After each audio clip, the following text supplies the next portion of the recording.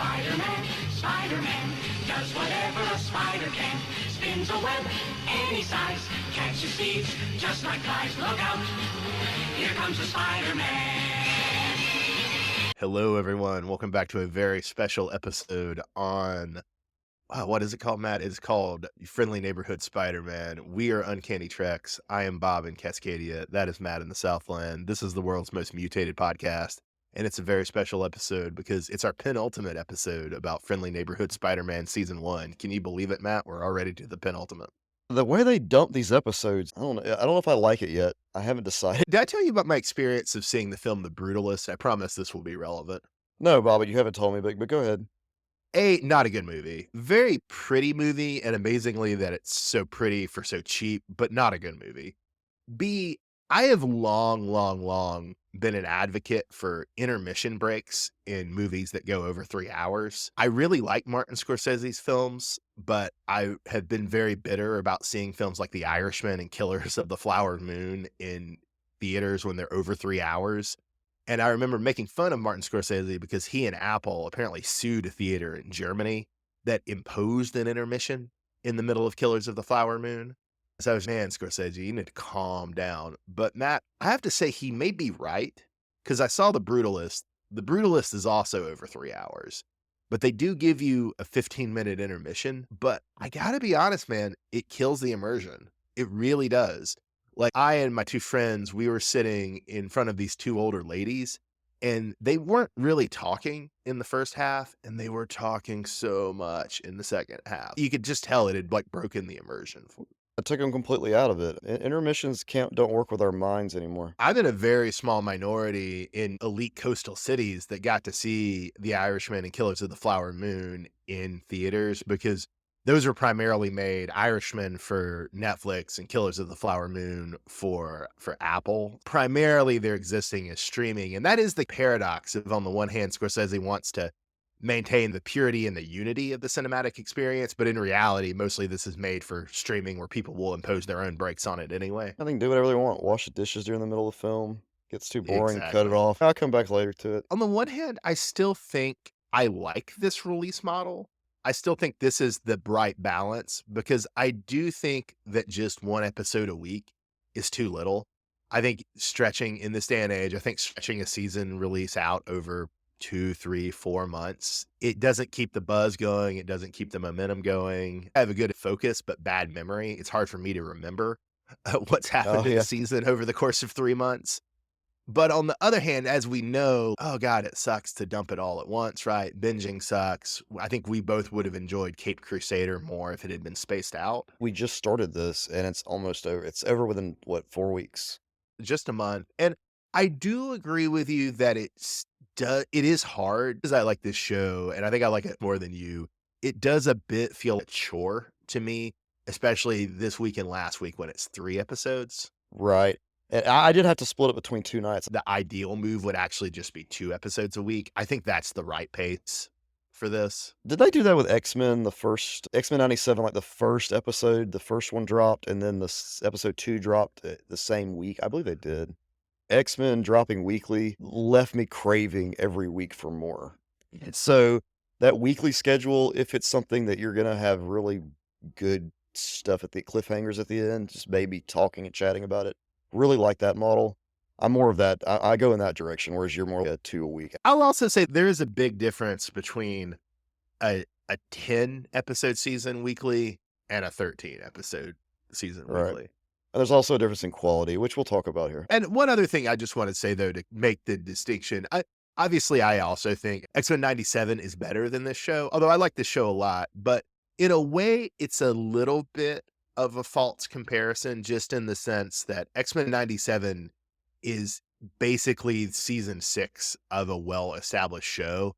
And so they can skip to the climax in some way. You're absolutely right, Bob. But see, I'm still trying to think if this Spider-Man is some extension of 94 or some other Spider-Man I've seen before, the other 14 series you've seen.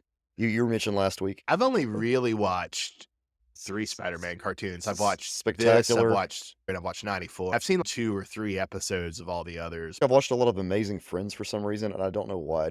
We used to be able to get those from the library? I think one of us had a tape. that had like 2 or 3 episodes. I had a tape, yes, but I feel like we could also rent them from the library at some point 'cause there were so many episodes of that show. Or maybe they aired it on Cartoon Network in, like, a big block. I definitely saw some episodes, but I don't think I saw that many. They're not memorable. With the advent of Disney Plus, I tried to watch some. Oh boy, it's a chore. That's It's a rough, yeah. chore. Well, Bob, let's go into this show because you mentioned a chore, but I want to stress I don't think it's as much a chore as you're making it out to be. You're the one who says it's a chore, the Friendly Neighborhood Spider-Man. I don't say it's a chore. I said just the fact of having 3 episodes to watch and then podcast about. Gotcha. Okay. No, I think in I'm just general, trying I'm to twist your words a little. not that you're that negative on it, but I'm more Yeah. positive on the show Okay. than you. Episode 6, Duel with the Devil. Matt, we see Jeannie Foucault. She's sneaking around Oscorp Labs. Does she seem like she's up to something? Any theories about what she's up to? We talked a little about these characters last episode, or maybe it's the previous one, where we broke them. We learned who each one was. She's the daughter of Taskmaster in the comics, right? She has similar right. abilities. She becomes the Finesse, who I think is a part of like the new Avengers Academy or something. With In the 2010s, they had, I think, Avengers Academy, and then it was Battle Royale or Hunger Games with all the teen superheroes of Avengers. I think they called it like Avengers Island. God, that was a weird time. That's supposed to be a pretty good series, but I never read it, so I can't really comment. Well, see, Bob, if this is an MCU adjacent universe or whatever we're calling it, then that totally can't happen because Taskmaster is actually Antonio Dreykov, who's the daughter of the main villain in the Black Widow film. And she's also going to appear in the upcoming Thunderbolts film. You have this character who has a very specific identity in the comic books, but they don't have that same identity in the MCU, but then they have it in the alternate universe. Can I ask first an observation, and then I'm going to ask you a more philosophical question. Yeah. I do have to give it up to the MCU in this sense. I've basically stopped watching the MCU. Whenever I recommend this show to friends, look, it's not the MCU. It doesn't matter. That's the only reason I'm watching it. If it were in the MCU, I wouldn't be watching it. So I've basically given up the MCU. Granted, that's a relatively new thing, right? Right. But I am impressed that I've only skipped more than 2 movies, but I haven't skipped that much more than 2 movies, right? Right. I definitely didn't see Black Widow. I definitely didn't see the last 2 Spider-Man movies. I definitely... Has Thunderbolts already come out? I'm definitely not going to see it. No, okay. I'm definitely not going to see Thunderbolts, though. But I am somewhat mystified that, like, I've skipped so little. I've only skipped 2 movies you're talking about. I'm already totally lost about what you're talking about. Put it this way, Bob, if you don't keep up with it, it just becomes a big tangled mess. They're trying to fix that with this Captain America film that just dropped. Make it like it's Big Bad Red Hulk versus Falcon Captain America, but it's not working. I wouldn't mind watching this movie if they hadn't made that stupid Winter Soldier and Falcon series. I'm not going to watch that series, and I'm not going to watch stuff that comes after it that presupposes I should have seen that series. I'm sorry. Yeah, well, I'll be honest too, Bob. I saw Black Widow, and I had to go look up everything about I said about Taskmaster, so that should tell you that it was not memorable at all. That's the other side of this philosophical reflection is I do want to just give the MCU also props for mining parts of the Marvel universe I just don't understand. Never been a Thunderbolts guy. I don't like the Thunderbolts. Never read it. So it's funny that there are still parts of the MCU and the DCU where I can be totally stumped by what they're doing and who the characters are. Makes me feel like a normal person for once. Thanks, MCU. Thanks, Disney. And then my philosophical question, Matt. Granted, the Friendly Neighborhood Spider-Man has followed the MCU pretty closely up to this point. You're going to talk about this again, but we've mentioned how it's referenced a lot of events from the Avengers and the Captain America movies already. Do you think it's going to continue, but it's a parallel MCU, right? Right. Do you think it's going to continue to track the parallel MCU? Or do you think they're not going to care what Thunderbolts and Black Widow that's too far away from Spider-Man? It's not worth reflecting in Spider-Man. What do you think? Do you think like future MCU movies are more or less going to be reflected in this parallel timeline? Or do you think it's clean start, fresh slate from here up? It's a really good question because you're missing key characters introduced in the Spider-Man films. Correct me if I'm wrong, because this might be a stupid question, but they haven't referenced Avengers 3 and 4 at all, right? The Infinity War ones, they haven't referenced those at all. So this whole snap thing, he may not have been snapped. And in a way, they almost can't, right? Because the Peter Parker in the MCU plays such a big role in those that you probably don't want to put that on this Peter Parker. I think we're going to see parallel events, Bob. Like, they line up a little bit, but you're gonna see what would have happened if they're really trying to do the whole Tony Stark, Norman Osborn comparison. What happens when you get this more positive role model with Tony versus the Norman Osborn role model. That's true. I mean, we are at the time in the MCU of this is basically the equivalent of that first Tom Hooper Spider-Man, right? Yes, correct. So you're just gonna see that how that plays out, and maybe they do try to incorporate Infinity War saga, all that other I shit. really hope not. I I think that would would hope suck. I would think that would be terrible as well, and I don't know how they would do it. I don't even wanna think about that. That's depressing. We already know the show has got at least 3 seasons, Oh, right? yeah. To say something not depressing though, Bob, about this show, the style of the comic book panel, Oh, it's the great. way oh my gosh, that is amazing. It's like reading a comic. It feels like I'm back in the '90s with the pages and everything. But also the title cards. I love Mm, title cards. Man, Batman the Animated Series had them. They were yeah. always top notch. These are great because they're emulating actual comic book covers, but with the characters and style of the show. Love it. Yeah, this show did a really good job of taking inspiration from the comics and taking inspiration from Spider-Verse, the 2 animated movies, Right. but also going in a different direction, and so it doesn't just feel like a total clone or the Spider-Verse we have at home. You're definitely right that X-Men '97 is better, more engaging, but I would say aesthetically, this show is more interesting than X-Men '97. Does that make sense? It does, with the exception of Gambit and the Sentinels. Fair. Matt remembers it. I don't want the dog on how the show does teen drama because I think, contrary to you, Matt, I like how it does teen drama. I do want to ask, what do you find more unbelievable? 3 Gen Alpha kids being excited about watching VHS tapes, or 3 Gen Alpha kids and a couple of them being offended that someone is on a phone? Bob, both threw me for a loop. I'm not sure if the writers are able to hit the friendship parts of this show right. It's too fast paced for me, but maybe that's how high schoolers work in today. I don't know. Maybe it's me. I think I'm just too old for their to understand what they're doing.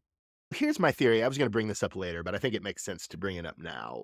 One of the reasons I think I like this show is and I think one of the reasons you're kind of disliking the show is that the superhero stuff actually hasn't progressed at all. Basically, Norman and Peter's relationship is pretty much the same as it's been from the start of episode 3, and in a real sense, since it's been from episode 1. Norman is still not close to being the Green Goblin. Maybe he will be by the end of the season, but I wouldn't necessarily bet on it. Otto is still not fully Doc Ock. Lonnie is still, it seems, a long way away from being Tombstone. Maybe he'll be Tombstone by the end of the season, maybe not. So the superhero stuff hasn't changed that much at all. We still don't even have the Rhino, but they are doing a lot of changes with the character beats, the relationships between Peter, Nico, Lonnie, Harry, and Pearl are really fast churning. And so I think that's where the show is trying to make up for the relative slowness in the superhero plots. They're going to turbocharge the personal plots. Does that make sense? They're wanting to slow drip the superhero stuff. I bet they have a lot of great stuff. They just don't want to give it to us all at once. And That's my in a theory, way, which is why they in a have 3 way, seasons. in a way, it's the same problem as Creature Commandos, where it's, oh, you're in a shared universe and you don't want to go too fast and you want to hold stuff back. Although I still think this is a better solution than Creature Commandos because they're still at least telling separate stories, and they at least are not doing, every episode is a flashback and all 10 episodes are one thing, right? I'd really love an episode just about Norman Osborn, and then an episode just about Harry Osborn, and an episode just about Nico, Bob. That's how this should work, right?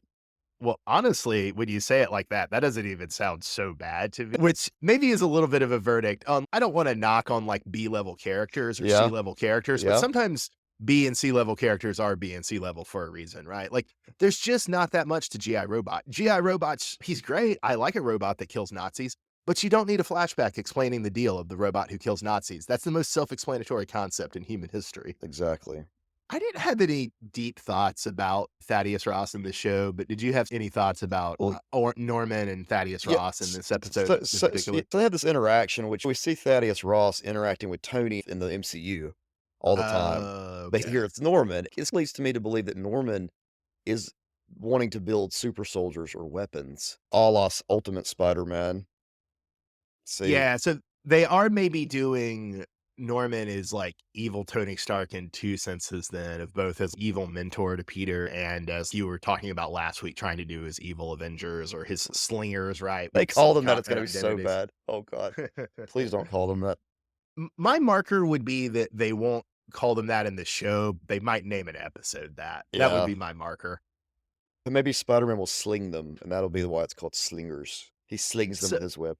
So, apologies for a really dumb question, Matt. I don't remember Captain America 3 Civil War very well. Thaddeus Ross is a character in that movie. Ross has been a character throughout, and Thaddeus Ross is also, I guess he's in the Hulk movie too. he's in the Hulk movie. That's Harrison Ford's character. I know he's gonna be Red Hulk, but But he's been played by like 3 different actors now. correct, yes. He was one of the first characters established in the original Incredible Hulk, first film that came out. Originally, he's a major supporting character in Hulk, even before he's Red Hulk. Correct. So him meeting with Osborn here, this takes place after Civil War because Cap is on the run. On to a character I actually care about, Matt. Did you love how they did Daredevil's radar sense and his fight with Spider-Man as much as I did? Because I loved it, dog. Everything with Daredevil was great. If this is how they're going to be writing him in the upcoming series, I'm on board for it, Bob. I think you need to as well. Yeah, for sure. Matt, out of my enthusiasm for Daredevil in this cartoon, you got me agreeing to something that I don't want to do. I don't want to watch the Daredevil Born Again because I can't finish the Netflix Daredevil. Because I can't have something on my serialized account that's Marvel apostrophe S Daredevil. That's so stupid. But you have to record that you've watched it. That's what bothers you. If you watched it and didn't put it on your serialized, that could never happen, right, Bob?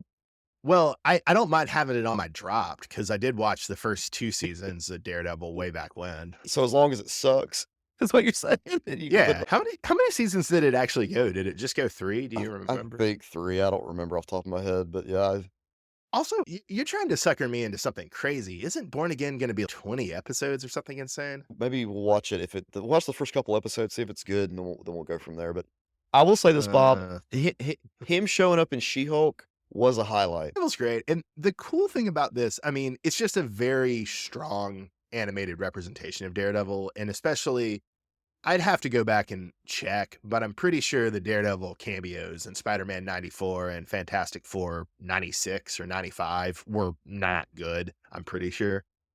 In some ways, okay, maybe the first really good animated Daredevil we've gotten. I'm sure maybe there's been other animated Daredevil I'm not thinking of.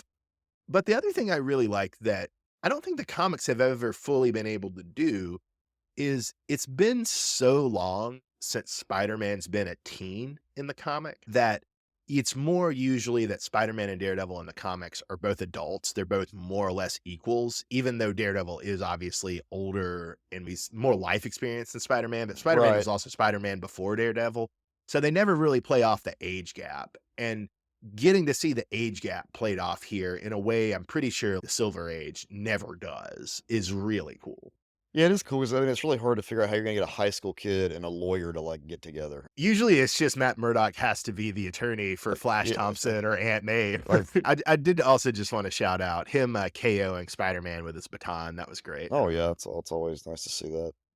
One reason I'm really enjoying the kid plot lines, the teen plot lines, is these scenes of people just all finding out that Peter is Spider-Man. The Harry one is great. The Nico one is almost as good as the Harry one. It's not quite as funny because it's not quite as clean, right? It's a little more drawn out, but it's Right. still really funny. I'm really enjoying Peter just blowing his secret identity constantly. So, but I gotta ask you, in 2025, is this a commentary on how much more difficult it is for us to hide our identity? On one hand, sure, but on the other, neither of these have much of anything to do with contemporary technology. In a deep sense, like Norman catching him on the security camera, but Yeah. even that could have happened in the 20th century. Obviously, superhero stories are not realistic and should not strive to be realistic in many cases, but it is maybe a little bit more interpersonal realism of how good at keeping a secret would a Yeah, teenager actually be, right? it's a good point. Matt, you were the one with the strong opinions about Scorpion last week. Any thoughts on the Scorpion costume this week? It fits the style of the show perfectly. It's not my favorite design. That's always going to go to like the '94 costume he had. For some reason I like that look of the different shades of green with almost a plastic. It's really not even the animated. You had the action figure and you like that. I love that action figure. It looked awesome. Big ass tail. But I hate it when he's portrayed as more bug like. I mean, it looks more like an insect. You know, I just don't like that. or he has that shiny look that he has in the video games. And I don't care for that as well either. Oh, that's interesting. I don't really know what that shiny look is. It's ugly, and I'm glad they didn't stick with just the Switchblade guy. I didn't need to be that grounded. I don't need like a Battinson or anything. That's funny. Matt, this is really easy. Who's our character of the episode for this episode? That would be Daredevil, Bob, considering the episode is even called A Duel with the Devil. Daredevil's Very easy, very easy. It is a really great promotion for Born Again, although I don't think it's enough to get me to watch it. So, episode 7, Scorpion Rising. Just to start off, Matt, I was very amused when Big Donovan was defending Tombstone, saying he loves his mother. That was cute. Speaking of families, we brought up that Nico's foster mom or den mother or whatever's last name was O'Hara. And so I wondered if, yeah, and it might still be, but I was wondering if she had any connection to Miguel O'Hara, Spider-Man 2099. And we find out that Miss O'Hara's first name is Susan in this episode. yeah. And so I did check on the Marvel Wiki, and nobody in Miguel O'Hara's family listed on the Marvel Wiki is named Susan, although I think they only did his parents. I don't think they even got into like his grandparents. So who knows? Maybe there's a Susan O'Hara back there somewhere. So there wasn't an Ancestry.com tree or anything like that, Bob, that some crazy person has come up with that has all un- this already listed for us? Unfortunately, no. I guess Peter doesn't have that either. I know Bruce Wayne does, and I know at least Silver Age Superman did, because back in the 70s, I don't know if you remember, but to tie into the popularity of Roots, the miniseries, they did a Roots for Superman. That was real. Literally in the comic, I think it's Morgan Edge yelling at Perry White to do this, and he's like, "It'll be like Roots for Superman." That's so awful. I don't think it's that bad. It's funny, Yeah, that's but I funny. don't know that it's that bad. All right. So, Well, we have a ginger racer named Lydia here, and a street racer, a car racer, and she calls Nico Beetlejuice. that wasn't the joke. The joke was that the ginger called her Beetlejuice, and the dude with the phone who counts them off says something good to the effect of, "You meant Lydia earlier." That Lydia's the scary, creepy goth girl in the movie. So I'm going to keep calling this ginger racer Lydia, and I'm just going to say that Lydia and I don't care about Beetlejuice that much. Neither of us went to see the new Beetlejuice remake, unlike Matt. It was a pop culture reference that probably will never age well for anything. I don't know. It is an older woman saying that to Nico. I think it's meant to a little bit, this older person. Oh. Speaking of pop culture references, though, we do have Scorpion do an Untouchables quotation, which makes me happy because I watched that movie so much when we were kids and love it so dearly, even though it's kind of dumb. It's worth rewatching. That's the Chicago way, Matt. So, Matt, what's cooler, Daredevil's baton or Scorpion's tail? I gotta go with Daredevil's baton, Bob, hands down. You can actually hold it in your hand, use it. I would definitely go with that too. I would say the Scorpion's tail, though. I've never seen it done this well in animation before. And man, Spider-Man takes a beating in this episode. Oh, yes. And that getting stabbed and cut by that tail, it looks painful. Yeah, this was very violent. I flinched at like several of the actual blows. We should try to find the most violent scene from the 94 series and compare it to what happened here in this episode. All right, Matt, who's your character of the episode? I'm gonna go with Nico for being the Lydia Dietz of Marvel, Bob. Well, thank you for explaining that to me, Matt. I'll be sure to promptly forget it as soon as we sign off. I'm going to give it to Norman this episode, Matt. Him calling in the automated goblin glider to save Spider-Man and specifically to KO Scorpion was really sick. That was awesome. For just a second, did you think he was gonna come down in a Green Goblin armor? Oh, I did. I did. One other thing about potential goblins I was going to say, you probably didn't read this, but do you remember the Untold Tales of Spider-Man comic, right? I remember that. There's a one-off villain in that series who I also think they bring back a very, very little bit in the 90s comics around the time we were reading, although I don't think either of us read these when we were kids. I just read this when I was reading all the original 60s Amazing Spider-Man last year, and I also read Untold Tales of Spider-Man at that same time. But there's a single issue where Spider-Man fights a villain who I think normally gets called the Proto-Goblin. And it's a different dude who Norman has like basically do the trial run for the Green Goblin stuff. Oh, okay. Yeah. And I do admit, I kind of don't think that's the best idea, right? It's a little too prequel-y. But that said, it is the type of character that would have made sense in this moment, right? Not that I really thought they were going to bring in the Proto-Goblin. My mind racing, okay, they're probably not structurally going to bring in the Green Goblin. Maybe they'd bring in the Proto-Goblin, but probably not. This is a perfect place where you could have put Proto Goblin. I remember Proto Goblin. Oh, you do? Okay, I do, wow. yes. Because I remember, no, because the one time when I was doing Clone Saga research. I like just went and I looked up every goblin. There's so many. Okay, so it might have been more you fell down a wiki Yeah, hole I than fell you down a read goblin yeah. hole, Bob. I did a Yeah, you goblin fell down a hole, goblin hole. and I just Well, kept swimming through it.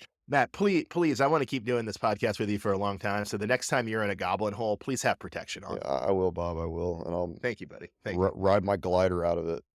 Exactly. All right, Matt. Episode 8, Tangled Web. Do you remember what the Tangled Web comic was? It was like an anthology comic or like different creative teams that aren't usually associated with Spider-Man. They would tell stories, and it's like Ed Brubaker did one. Garth Ennis did one, I believe. Garth Ennis definitely did one. It was very weird and not very good, but very interesting. I don't think it was Brubaker. Maybe I'm wrong. Maybe he did at some point, but I think you're thinking of Greg Rucka. I get Rucka and Brubaker mixed up all the time. Every single episode we do. If their name is mentioned, I mix them up. Well, I mean, they did work together on Cape Crusader and Gotham Central, and they are friends, so. Oh, they're probably the same dude drawing the same drawing paycheck under two names. Nah, I've met them both. They're both very nice guys. Damn it, Bob. Why you got to be so logical about this? Rucka's wife is also, she's a very nice lady. I had a good conversation with her at Emerald City like 12 years ago. God, I'm old. Jesus. Wow. All right, Bob. Well, I didn't know you had such a good relationship with these two people. Well, no, none of them would remember me, but I just had good conversations with all three of them at Emerald Cities 12 years ago. That's a comic book shop, right? No, well, Cities no, it's maybe once upon a time, but a lot of our comic shops have closed. No, it's the big comic convention that Seattle has every year. Oh, gotcha. Okay. We have Emerald City Comic Con, and Portland has Rose City, but I've never been to Rose City, unfortunately. The Tangled Web series, Bob, was there something specific you wanted to you remember about it? Oh yeah, it was kind of like the Legends of the Dark Knight for Spider-Man, Right. but where Legends started in like 89, Tangled Web started in the early aughts. And you're definitely right that I think more so than Legends of the Dark Knight, it had this indie vibe. I want to say David Lapham did an arc for Tangled Web too. At one point, we get a mention of something that I wanted to bring up. They say that Otto stole a unique alloy from Osborn to create his weapons. What do you think that is, Bob? What do you think that is? Well, Matt, what music do you want to cue here? I want to hear. What could it be, Bob? Conversely to you, Matt, I want to cue the theme music from the Black Panther movie, but I don't remember what it is. Vibranium? I remember what adamantium and vibranium are. Okay, I remember the important stuff. Yeah.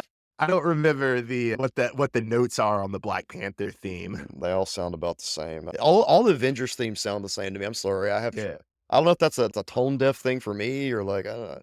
Neither of us are really musically inclined, but I do think the MCU scores are pretty generic. Oh, they are. They are totally, especially when they start applying the same types of music to the video games, and then you're questioning yourself whether or not you've heard this theme before or not. And you're like, wait a minute. They all sound the same to me. Well, Matt, so this was an episode, it kind of lived up to Tangled Web, less in the sense of an anthology and more just in the sense of you might call a romance comic featuring Spider-Man's cast, Tangled Web, because there's a lot of emotional conversations this episode. But I know you don't want to talk about those, so I'll just skip to an emotional conversation for me, which is to say Iron Man shows up and it really depressed me, Matt. It really made me melancholy. I really hate seeing Iron Man. Oh, so you weren't sad. See, I thought you were sad. No, because I was sad. Well, I was sad and I was enraged. Yeah. But Oh, okay. Because I know you're upset that RGJ has had to go on to do bigger and better things outside these superhero projects. It's an interesting question because I do think that the MCU wastes a lot of great actors' time and talent, like Scarlett Johansson would be a good example of that. Yes. Robert Downey Jr. was a fun character actor before Iron Man, but it's not like I think he's some amazing actor that we're really missing out on Robert Downey Jr. doing a series of lawyer movies or a series of action movies instead of the MCU. Yeah, but come on, he's gonna be the lead. He was the lead hero on one end, Bob, as Iron Man, and now he's gonna turn around and be the lead villain on the other end of the spectrum. Come on. Oh, don't get me wrong. That's stupid, and I'm not gonna watch it. But come on. In terms of like squandered talent, like I can feel bad about like squandering the talent of ScarJo, or I can feel bad about squandering the talent of who plays Lady Thor? Natalie Portman. Yeah, squandering Natalie Portman. But I can't feel too bad about squandering the talent, such as it is, of Robert Downey Jr. Oh, Bob, you just don't have enough respect for RDJ. After he decided to come back as Dr. Doom, how could I, Matt? Well, he was Dr. Dolittle for a while. That's true. That's his other great franchise legacy. There was no way in the world that their fourth run at the Fantastic Four fifth run was gonna be any good. And I don't wanna be one of these nerds, but Robert Downey Jr. as Doctor Doom is just like that's just the worst. Like, that's terrible casting, and clearly that they just have no understanding or affection for Doom as a character at I all. know this is insane, Bob, but this is the first time I've put together that Pedro Pascal's Reed Richards will be interacting with Robert Downey Jr.'s Doctor Doom if done the way they have it set up, and it's not some, like, fake out with RDJ. Yeah, although I think they may not act well, in A, you're right, it's probably some sort of fake out, but B, I don't know how much they'll actually even emphasize it. I'm interested in seeing it. I'd never really put that together, but yeah, that's scary. Speaking of MCU garbage in this, the picture that Norman has on the wall of him and Captain America, which maybe we saw in earlier episodes, I'm not sure, but that picture made me laugh. Right, yeah. And the whole lab, Bob, when Otto's going through it, trying to get out, that whole he hasn't released traps in it and things to get all those people that are coming after them, the SWAT team. They need to make a play set of that, Bob. I'm just telling you right now, when they drop these action figures, that needs to be a play set. Otto Are you gonna Octavius's lab. are you gonna put it right next to your, pristine copy of the '94 Daily Bugle that we both had as kids? Sure will, Bob. Sure will. I need to find one of those. That was a good place. Not as good as the Blackbird toy for the X-Men '92 series, but Yeah. a good playset. Well, Matt, speaking of traps, toys, merchandising opportunities, who's your character of the episode? Well, my character of the episode is going to go to Otto Octavius. We're introduced to him in the previous episodes. We get an idea he's there, but here you really learn that he's not somebody to be messed with. That's good. That's good. No, it's a good choice. Good choice. For mine, I once again have to depart from Big Donovan. Like, I really like Big Donovan. I like his energy. I like his takes. He's got good takes. I like he's a strong mentor figure for Lonnie, just like Norman's a strong mentor figure for Peter. I think the writers of this show, they've really been listening to Jordan Peterson. They really know about the importance of strong male patriarchal Oh, yeah, mentoring in a yeah. young man's life. But I got to disagree with the patriarch Big Donovan. And I got to say that I actually think Chameleon, who looks a lot like his original appearance in Amazing Spider Man #1, looks Yes. pretty awesome. Yeah, that was an awesome design. I'm actually hoping they make an action figure of that version of Chameleon because I'll probably get Yeah. that. I hope we get to see some cool stuff from Chameleon in season 2. I'm looking Yeah, forward to it. me too. And definitely a lot better than the version of Chameleon we got in the Craven movie. Spoilers. Everyone, thanks for joining us for our penultimate episode of Friendly Neighborhood Spider-Man. We will be back next week with episodes 9 and 10 and a little bit of reflection on the end. Not too much, but some reflection on the end. Then we'll be on to, I don't know if bigger or better, but definitely other things, more things. We hope you'll stick with Uncanny Treks. I'm Bob in Cascadia. That's Matt in the Southland. Have a good night, everyone. Thanks for listening.